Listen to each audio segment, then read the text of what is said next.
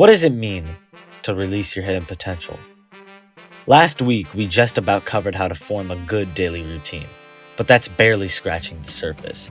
If our goal is to release our hidden potential, we not only have to have our day planned out, but we also have to be physically and mentally strong. Welcome to episode 2, week 2 of Hidden Potential. Let's cover how to be mentally strong. A few mental symptoms that cause this are depression, anxiety, or avolition. And for those who don't know what avolition is, it's the inability to engage in goal-directed behaviors. If you suffer from one or more of those listed, it may make it harder for you to reach a physically strong peak. So, how can we solve this? I'm not a doctor or therapist, but I can provide information that may help you make better decisions and result in happiness. So first, we need to attack the problem. What is it? What is the main problem? Maybe it was a certain event in your life, or perhaps you just don't feel like you're meant to be here. I will tell you one thing, you are meant to be here. All of us have a purpose. God didn't put us in this world for absolutely no reason. And I want you to know that how you're feeling right now won't improve anything. You have to choose your path. Everybody wants what's good for them. But if they don't make good decisions, how will that make anything better? You have to take a moment and think about the future. If I sit around and cry, will I make anything better? Of course not! This sounds tough, I know, and it is tough. But you need to expose yourself to the truth instead of baby feeding yourself with the hope that everything will become better automatically. That's how people fail. The people who find success in life don't sit around after failure. They get up and try again. This doesn't mean you can't show emotion. This means you can't let that emotion hold you back and keep you from achieving your goals. You have to become mentally strong before you can become physically strong. So again, if you feel sad, feed yourself with the truth. If I don't do something, I won't become better. If I want a better life, I have to get up and change that myself. Remember from the last episode, I said, nobody's going to be there to push you to your limits. Only you can do that. You have to make your life better. Not me, not God, not anyone. But you are meant to be here.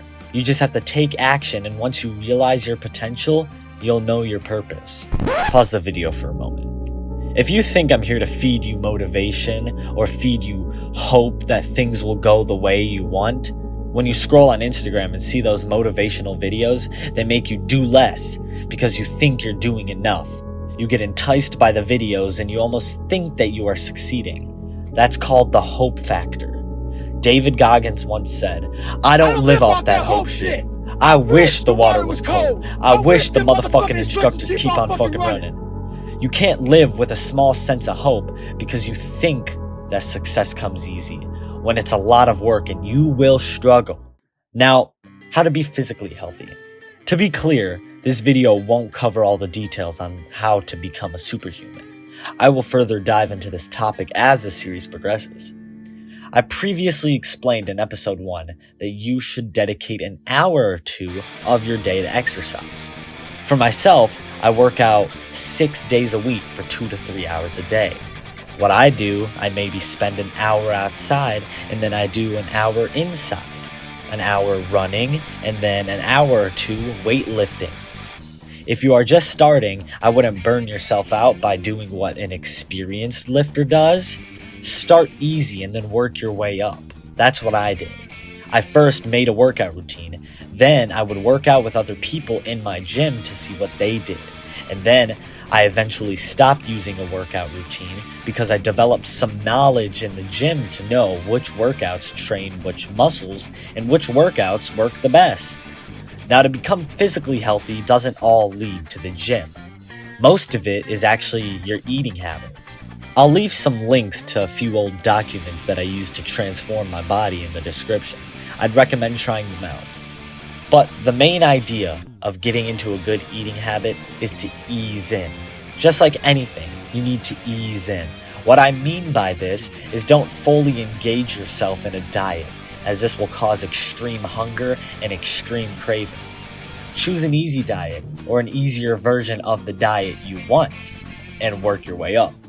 This will make sure you don't have any major cravings, which in the long run will take less time than jumping to an extreme diet. Now, let's talk about the science of how to become physically healthy. To become physically healthy, you have to do many things. These many things are cardio, weightlifting, and dieting. The cardio you want to do doesn't matter, as long as you mix it up over time. What I mean is, one day you go for a run. The next day you should try swimming or jumping rope. The reason behind this is that your body can get used to a certain exercise. This is why if you run every day, you'll get used to it and your body will be able to run more over time. But if you mix up the type of cardio you do, your body won't be able to adjust to all the different types. Running is not jumping rope, jump roping is not swimming, and swimming is not boxing. But all of those exercises are cardiovascular exercises, meaning it'll work the same, just have a better effect than running every day. Next is weightlifting. The reason I stopped using a workout plan is that I hit a point called the plateau. This is where your muscles stop growing because you've hit a point where your muscles get used to the exercises you do. To prevent this from happening, you must switch up the exercises you do. For example, I used to do leg press all the time, but I never noticed any additional muscle growth in my legs. This is because I never trained a different movement and my legs got used to the exercise. So I started to do barbell squats, and only then did I notice some growth in my legs. So I'd recommend using a plan as a beginner, but once you gain more experience, go to the gym and make your own plan as you work out. Now, to finish the episode, let's further explain dieting. Dieting is the most important factor when it comes to being healthy.